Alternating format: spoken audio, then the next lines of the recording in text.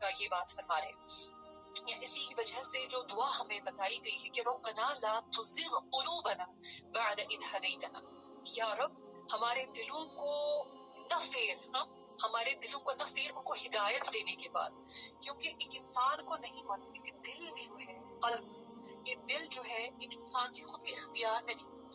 یہ اللہ سبحانہ و تعالیٰ کے ہاتھوں میں ہے. اس وجہ سے انسان کو کبھی بھی گھمنڈ نہیں کرنا چاہیے کہ اس نے کوئی عبادت کی، میں نے نماز پڑھی، میں قیام اللیل کر رہی ہوں، میں تہجد کی نمازیں پڑھ رہی ہوں، اس کے نتیجے میں انسان کو گھمنڈ محسوس ہوگا کہ میں یہ عبادت کر رہی ہوں، میں اب ایک ولی بن گئی ہوں، میں اللہ کا جو ہے میں نے بہت قرب حاصل کر لیا. کیونکہ انسان کو نہیں معلوم کہ کب کس عبادت پر انسان کو تکبر ہو جائے، جس کے نتیجے میں اس کی تمام عبادت ضائع، اور جس کے نتیجے میں اللہ سبحانہ و تعالیٰ اس کے دل کو اپنی عبادت سے پھیر کر غفلت میں ڈالتے. اللہ سبحانہ و تعالیٰ ہمیں ان تمام چیزوں سے محفوظ رکھے.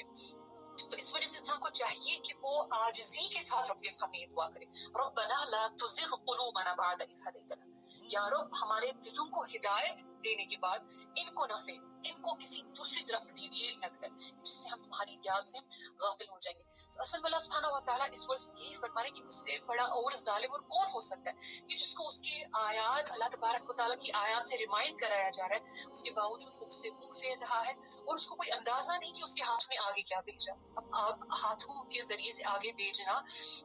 ایک سمبولک ٹرم ہے جس کا مطلب یہ ہے کہ جو ڈیڈس آپ نے کیے، جو انسان ایک ڈیڈس کرتا ہے، آگے بھیجنا یعنی آخرت کے لیے وہ جمع کر رہا ہے نا. میں ابھی بات کر رہی ہوں تو میری کتابوں میں لکھا جا رہا ہے، میری جو کتاب ہے جو کل کو دی جائے گی انشاءاللہ، ہم اللہ سے دعا ہے کہ ہم سب کو وہ دائیں ہاتھ میں دیا جائے، ہمارا جو نام اعمال ہو. تو وہ میں ابھی لکھ رہی ہوں، وہ آپ بھی لکھ رہے ہیں، ہمارا وہ لکھا جا رہا ہے جو کچھ ہم ابھی بات کر رہے ہیں، ہماری سوچ، ہمارے خیالات، ہماری نیت وغیرہ. تو یہ چیزیں جو ہے ایک انسان بھول جاتا ہے کبھی جب وہ قرآن سے غافل ہو، جب وہ اللہ کی یاد سے غافل ہو. تو اس کے نتیجے انسان کو کوئی خیال نہیں رہتا کہ میں کیا کرتوت کر رہا ہوں، میں کیا بھیج رہا ہوں، میں اپنے لیے کیا کچھ کل کو میں جنت میں کوئی ٹھکانہ بنا رہا ہوں کہ جہنم میں میرا راستہ جو ہے اس کو میں کلیئر کر رہا ہوں اپنے لیے. تو اللہ سبحانہ و تعالیٰ فرماتے ہیں کہ بے شک یہ اس وجہ سے کیونکہ ہم نے ان کے دلوں پر اکنتن پردہ، کاورنگ، ایسی کاورنگ کہ جس کی وجہ سے اس کے دل میں کوئی چیز داخل نہیں ہوتی. تو اللہ سبحانہ و تعالیٰ فرماتے ہیں ان کے دلوں میں ہم نے پردہ ڈال دیا. اتنا ہی نہیں، ان کے کانوں پر بھی ہم نے وقر یعنی ایک بوجھ، ایسا بوجھ کہ جس کی وجہ سے انسان کا کان کچھ سنے نہیں. اب یہ جو ہے لٹرلی نہیں ہے، مطلب ادروائز اس وقت کے جو قریش تھے، کفار تھے، یا آج بھی جو لوگ اللہ کا نہیں مانتے تو وہ ڈیف نہیں ہوتے، وہ بہرے نہیں ہوتے، بلکہ یہ اس سینس میں ہے کہ جو اللہ کا مطلب جس وجہ سے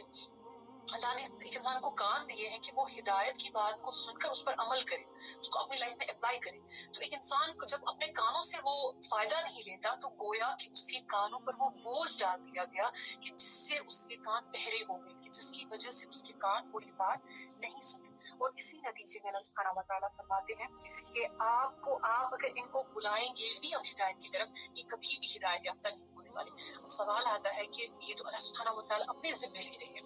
ہم نے ان کے دلوں پر پردہ ڈالا، ہم نے ان کے کانوں میں بہرا پر ڈال دیا، آپ ان کو بلائیں گے نہیں آئیں گے، تو انسان کی کیا غلطی ہے؟ اس کانسیپٹ کو بھی ہم نے بار بار ہم اس کو پڑھتے آ رہے ہیں کہ یہ اصل میں ایک جو قدر ہے، قدر کا ایک بہت امپورٹنٹ پوائنٹ ہے. اس کا ہرگز یہ مطلب نہیں ہے کہ انسان یہ سمجھے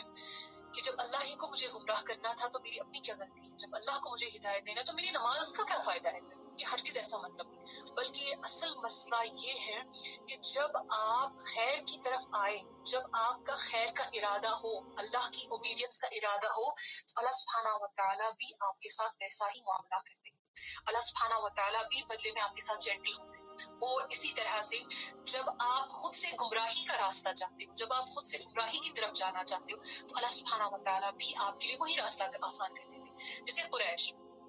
کے لوگ ویسے اس وقت کے بارے میں اگر بات کریں، ان کو معلوم تھا یہ ہدایت جو لے کر آئے ہیں، مگر اس کے باوجود ہدایت کو ایکسپٹ کرنے کا ان کا کوئی ارادہ نہیں تھا. ان کو گمراہی پسند تھی، گمراہی کی طرف جا رہے تھے، اور جس کی وجہ سے اللہ سبحانہ و تعالیٰ بھی ان پر کوئی ٹھوس نہیں رہے تھے دین کو، بلکہ چونکہ ان کو گمراہی پسند تھی اس وجہ سے ہدایت کے تمام راستوں کو بند کر دیا گیا، کیونکہ وہ خود سے ہدایت کو نہیں چاہتے. اور ہدایت کو اللہ سبحانہ و تعالیٰ ہی اپنے چہیتے بندوں میں ہی